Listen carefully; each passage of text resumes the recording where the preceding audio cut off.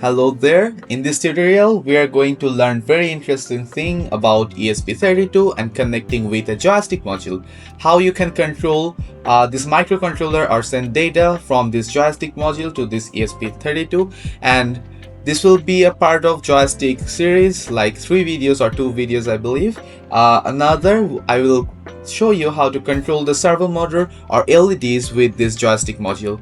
So let's watch this video right now. So this is the joystick module. You have these pins connected, ground 5 volt, VRX measuring the X distances, and the VRY and the SW. SW is the switch. So here you can see this is actually connected, and if you just remove this, you will find 2 potentiometers. One is Y direction, changing the resistance, and one in the X direction, changing the resistance value. And there is a button here. You can see there is a push button connected with this plastic. If you press this, the button gets pressed. So that's how this module works, and you can connect this with 5 volt or 3.3 volt of ESP32. So the X and Y is the analog, and the SW is the digital output, like 0 and 1, and the X and Y can vary the value. So how does it vary? Let's have a plot here. You can see if I keep it here and always press the pin out in your left side, so press it here, at the top, at the most left, the value is 0, and at the most right, the value will be around 4000. For my joystick module, this is around 4000, but you can vary, you can be different. It's actually the measurement of the resistance here to there. Okay, and in the top it's 0, and in the bottom it's around 4000 or plus minus 4000 something value. This also can change on your joystick module.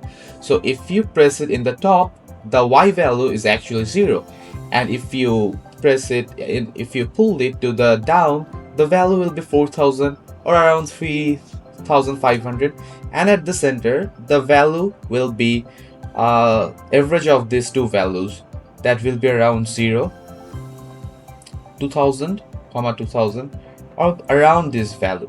So that's how can you do the analog outputs. And now the digital output, the SW, is the switch.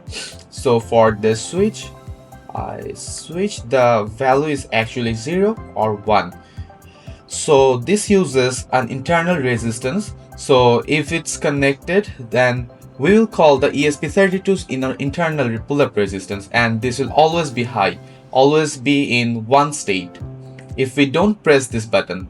And if we press this button, the value will be 0, and if we just unpress it again, the value will again be 1. So now I have made a connection here between this joystick module and our ESP32.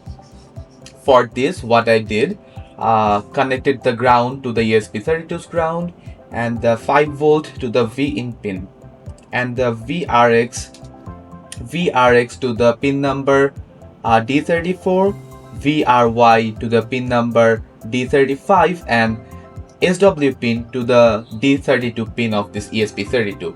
So now we are going to do programming of this microcontroller and this joystick. So to start this off, I am creating a new project in my platform IO. So platform IO home, then open a new project. Select the board. I am using ESP32 development module, and project name joystick module, and then framework Arduino. Let's create this. Let it create. Okay. So in the src file, you will get this file. Let's just remove this since it's the boilerplate. Remove this also. Remove this one. So let's start off. First of all, we need the pin definition for our joystick module. Let's create hash define joystick X. I'm using pin number 34,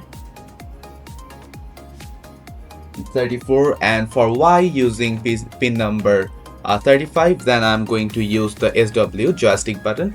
You can see I'm having suggestions there. This is for the GitHub Copilot I'm using. Let's have it, and all the pins are connected. Now I have to just make the setup. Okay, now I have to make the setup. Let's make it. So we start with serial begin. For serial monitor, we are using serial rate monitor speed, monitor frequency to this, and then we are using the pin mode. Pin mode button is using pull-up resistance, I said, and this is for X and this is for Y. Now we are going to see this output. In our loop. Let's start, and we have to make the X value analog read, cause the X and Y are the analog data and the Y is the digital. So let's start X value, Y value, and then we need the button reading 0 or 1. That's digital button. So let's print them. Serial print X, X value, serial print Y, Y value, and let's give it a delay of 500 seconds. Let's save it, and let's connect the ESP32 with our PC. So I have connected my ESP32 with my PC, and let's build this. Let's see if everything is fine or not. Okay, everything built. Now just upload this code and check the serial monitor number. For me it's COM8. Let's upload this. Okay, upload. Use the okay, uploading. Okay, everything uploaded. Now let's open the serial monitor. Okay, the serial number doesn't match, so we have to change it in the platform io.ini. Monitor speed is 115200. And now let's build this.